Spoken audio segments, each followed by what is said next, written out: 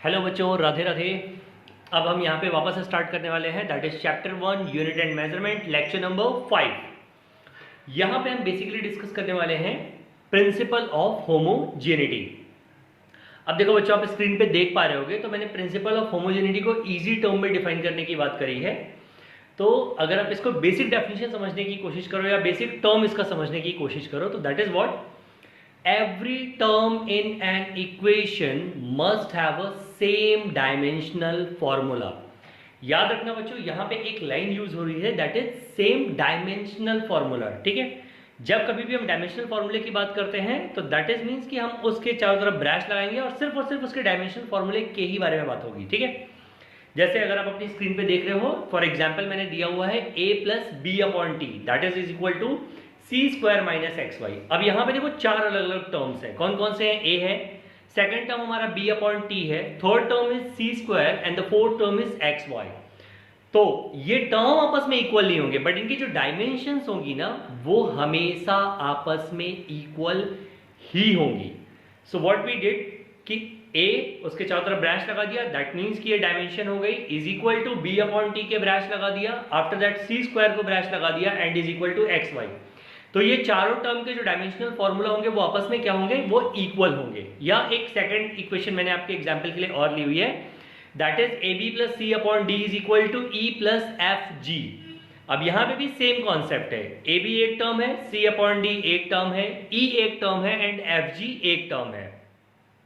तो अब हम बात करेंगे अगेन, ए बी का dimension is equal to C upon D का dimension is equal to E का dimension and the same is equal to F into G, यानी एफ जी का डायमेंशन। ठीक है, अब यहां पे मैंने दो एग्जांपल्स आपको समझाने के लिए लिए हुए हैं, आप उन एग्जांपल्स को ध्यान से देखो, और अगर आप नोटबुक और पेन लेकर के बैठे हुए हो तो प्लीज मेरे साथ ये एग्जांपल्स को सॉल्व करते चलो, ताकि वन शॉट में ही आपका कॉन्सेप्ट क्लियर हो जाए। ठीक है, अच्छा बच्चों, एक चीज और बोलूंगा आपको, थोड़ा ध्यान देने वाली बात है, खासकर कि जो लोग एग्जाम, जो देखो कॉम्पिटेटिव एग्जाम दे रहे हो वहां पे तो आपको सबको शॉर्टकट चलेगा, बट जो बोर्ड का एग्जाम देने की बात कर रहे हैं, ठीक है, it's any board, any state board और सीबीएसई और आईसीएसई व्हाटएवर। ठीक है, यहां पे एक चीज बहुत ध्यान से देखना कि याद रखना, आप पूरे साल जिस पैटर्न में प्रैक्टिस करोगे आप पेपर में भी उसी पैटर्न में लिख पाओगे। अगर आपने पूरे साल लैंग्वेज लिखने की प्रैक्टिस नहीं करी है, किसी भी न्यूमेरिकल में या कहीं पे भी कंसिडरेशंस लिखने की प्रैक्टिस नहीं करी है,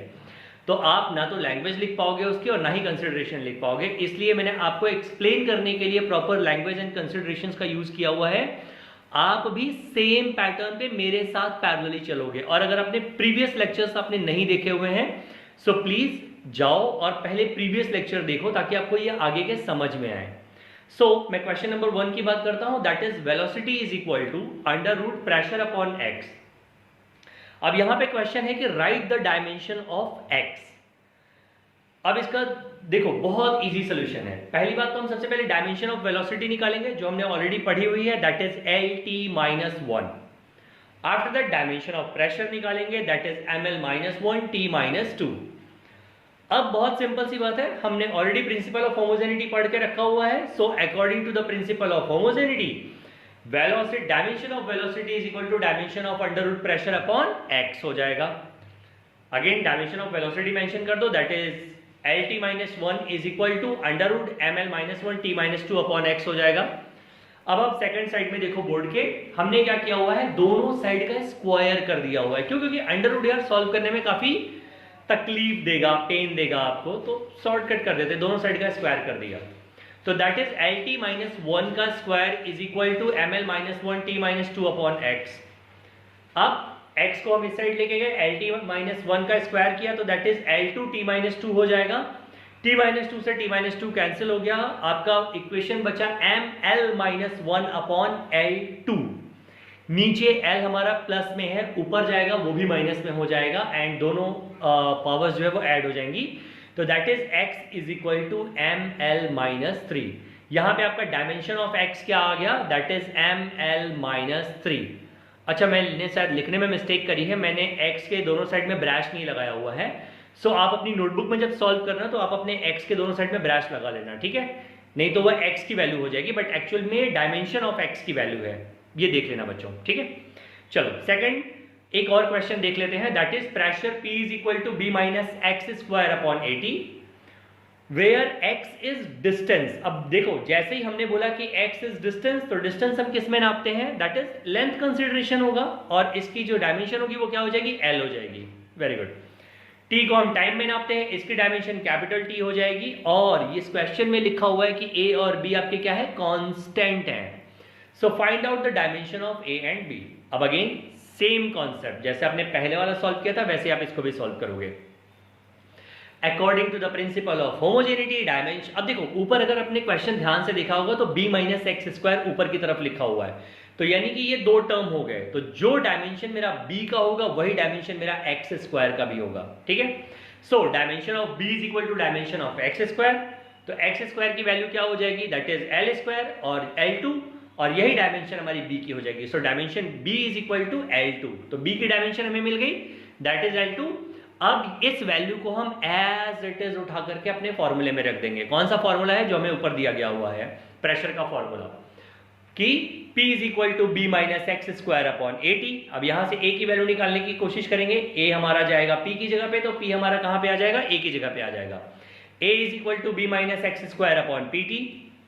B की वैल्यू हमने ऑलरेडी निकाली है। अच्छा, अब दो डायमेंशन है, B और L दोनों L2 हो जाएंगे, बट अगर हम इनको माइनस करेंगे तो याद रखना माइनस करने के बाद जीरो मत कर देना। मैंने पहले ही बोला था कि डायमेंशन में सिर्फ दो ही ऑपरेशंस हैं जो कि परफॉर्म होती हैं। कौन कौन सी, एक तो परफॉर्म होती है दैट इज मल्टीप्लिकेशन, और दूसरी परफॉर्म होती है डिवीजन। अगर हम किन्हीं भी दो डायमेंशंस का एडिशन या सब्सट्रैक्शन करते हैं तो वैल्यू ऑलवेज सेम होगी। दैट मीन्स अगर मैं L प्लस L जोड़ूंगा तो इसकी वैल्यू 2L नहीं होगी, इसकी वैल्यू L ही होगी। ऐसे ही अगर मैं यहाँ पे L square minus L square करूंगा तो इसकी वैल्यू 0 नहीं हो जाएगी, इसकी वैल्यू L2 ही होगी। Got it. अपॉन P की वैल्यू उठा के रख देंगे, P हमारा प्रेशर है, प्रेशर का हमें पता है ml minus 1 T minus 2, and again time, T for time है तो दैट इज T हो गया।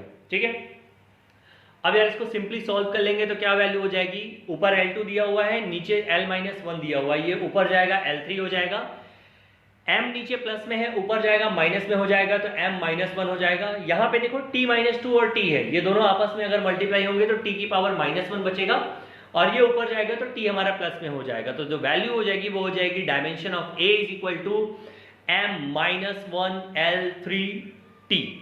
That's it. आई होप बच्चों यहाँ पे आपको प्रिंसिपल ऑफ होमोजेनिटी क्लियर हो गया होगा। अगर अभी भी कोई डाउट या कंफ्यूजन होगा आप मुझे कमेंट सेक्शन में डेफिनेटली मेंशन कर सकते हो कि सर मुझे ये कॉन्सेप्ट नहीं समझ में आया, मैं आपको री एक्सप्लेन करूंगा या मैं और ज़्यादा एग्जाम्पल सॉल्व करके यहाँ पे अपलोड कर दूंगा आपके लिए। ठीक है, चलो बच्चों, राधे राधे, नेक्स्ट लेक्चर में मिलते हैं।